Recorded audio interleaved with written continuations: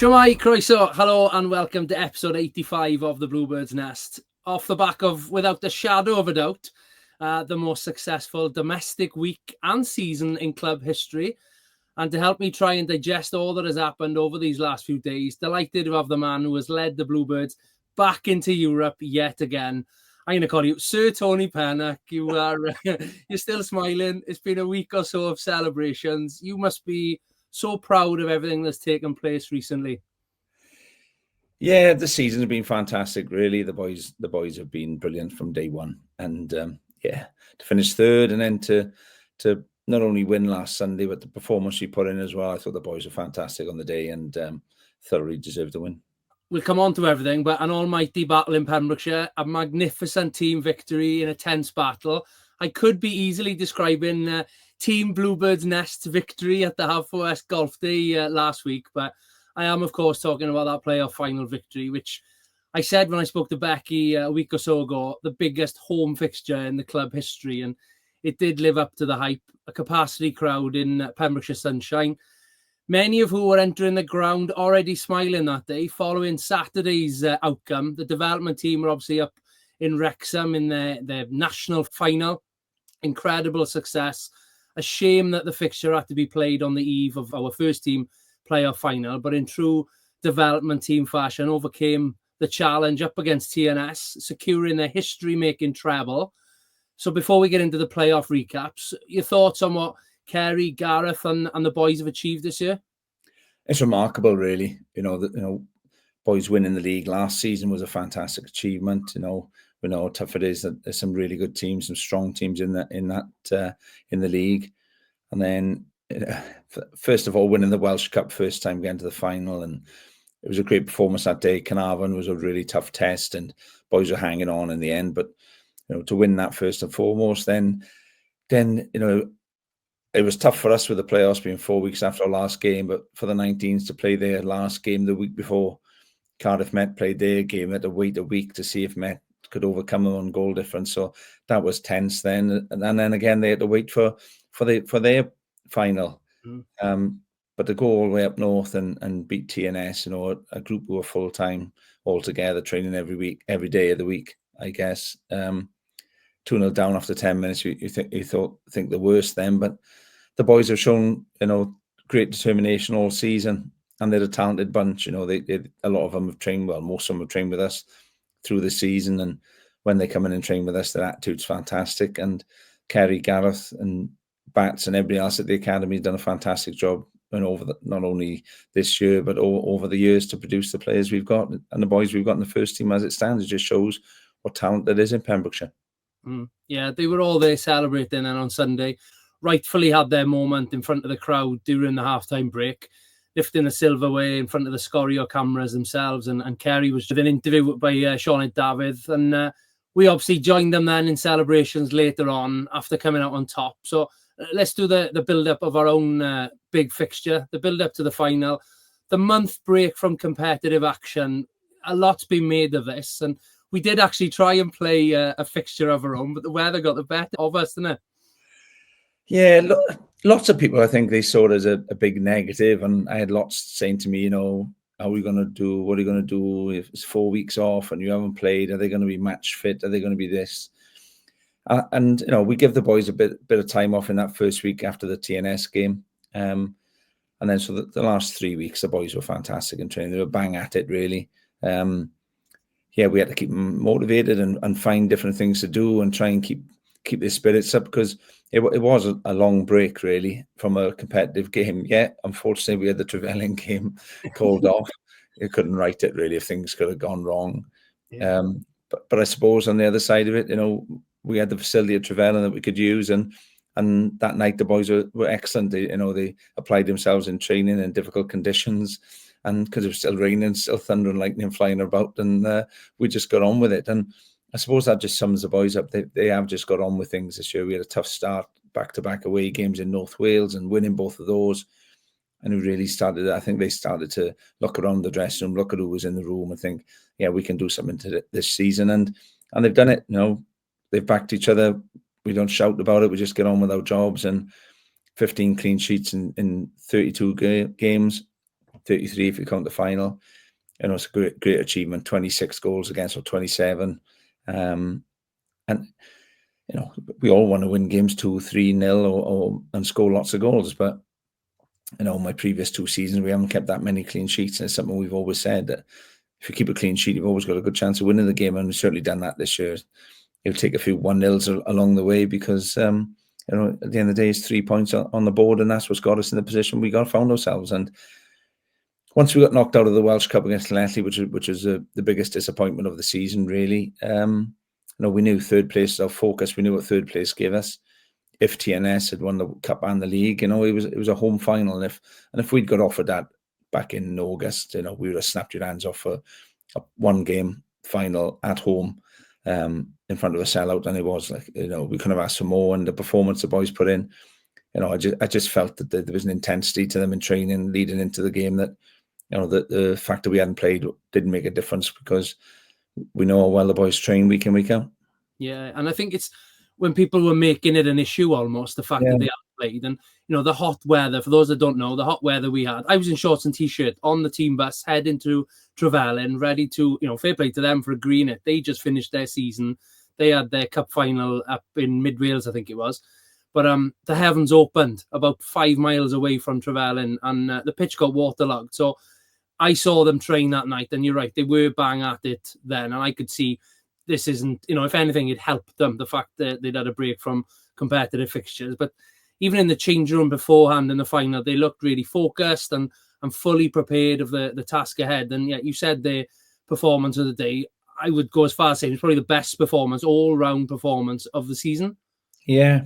You know, like I said, people made things of the 4-week break, but, you know, I said in my interviews beforehand, we got no excuses. Everybody knows the rules at the start of the season. I'm not one of these who thinks the playoffs are not great. You know, if you finish third or you finish 7th, you're in the playoffs. Yeah, you have to go about it a different way than other teams, but we all knew that the final was 4 weeks after the end of the season, so nothing changed from that. And, you know, anybody's doing their job right, knows what those fixtures are, and then it's down to us to find a way to prepare the boys as best we can. And, you know, we did that, us as a staff. You know, like I said, I think we kept the boys happy. We kept them motivated in training. Not that they need much motivation, to be fair. They're playing at home in front of their families and friends. And, you know, some people might wilt under the pressure of that one, but, you know, the boys didn't. You know, I thought, like I said, they were brilliant on the day and thoroughly deserved it.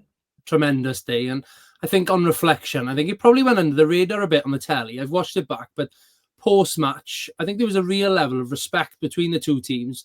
You know, both teams, staff and players, went to shook hands and wished each other well for the future. The Coffees went over to thank their, 200 plus travelling fans, and then they stayed to almost applaud us whilst we started our celebrations, which they did go on well into the night and over the few days that followed, all the way up to Friday. I mentioned the golf day we had at Milford Haven Golf Club. Thank you to them for hosting. Fantastic day set up by Harry Thomas and Alaric Jones. They've done a great job of organising it.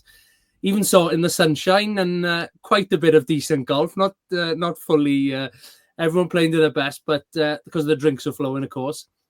We snuck past Team Pennock and Co. to lift the fantastic trophy that I promised my team I'd have on the Nest this week. A long time ago, there was a similar sort of day annually, so it was great to see this return. And I think it was 30 quid a head, breakfast rolls, golf, beers, meal upon arrival back at the club. So hopefully something we can do annually now, do you think? Yeah, I hope so. Alaric and Harry and the other staff, it was brilliant. It was, you couldn't have asked for more. Yeah, the weather was good. It helps on a golf day. Nothing worse than getting drowned. But it was fantastic. Really good day. Good spirit amongst all the teams. I like to check a few handicaps on a few people, but that's for the organisers. But yeah, I can't see why. The golf club were really good to us.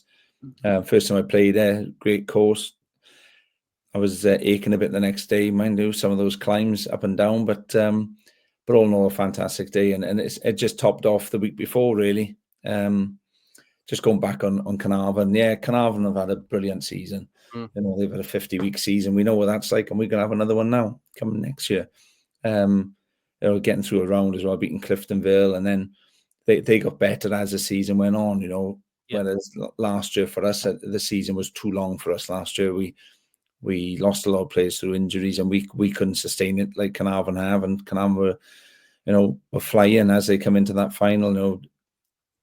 I thought they'd be tough for Barry to go there and get a result, but I didn't see the 5-2 result. Watch that game, and then they beat Met on penalties, and you just think maybe our intensity was just too much for them after a very long season, and the conditions. They'd obviously have to travel down on the Saturday and have 2 long days then, but Carnarvon, Rich and his staff should be really proud of what they've done this year, because they'll be stronger for it next year. Know that. I expect them to be even tougher. They're tough opponents anyway, but I expect it to be another tough season against them next year. Definitely. You've since all the celebrations, and you've been back in manager mode this week. Meticulous in your planning as always. You've probably had multiple pre-season plans drafted, but obviously you've been putting the finer details to the one you really wanted to facilitate for the boys and the club and the community around it this summer, the Europa Conference League preparation pre-season. As he said, you're becoming the first manager in club history to take the club to Europe twice. 2 out of 3 ain't bad, as the meme that was traveling social media said. I know the boys are off now until the second week of June, but training, traveling and friendlies all start. The pre-season plan came out on socials this week. 3 home games first.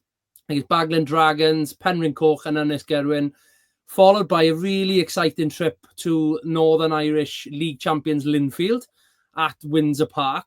And then it's back to the LHP in Carmarthen, and then finally Trevelyan at the Oggy Bridge Meadow before our first round qualifier. So some really good ties there that'll hopefully prepare the boys for, well, what lies ahead in Europe. You must be looking forward to those challenges ahead, but also to see how the boys are all going to come back fit. Yeah, like I said, trying to organise pre-season when you don't know quite when you're back. Well, you have 2 dates, a Europe date and a non-Europe date, and then you speak to clubs about pre-season games, and even with them, some of them we had 2 different dates for them, and you were relying on their goodwill to hold on to those dates for you as well, based on whether we qualified or not.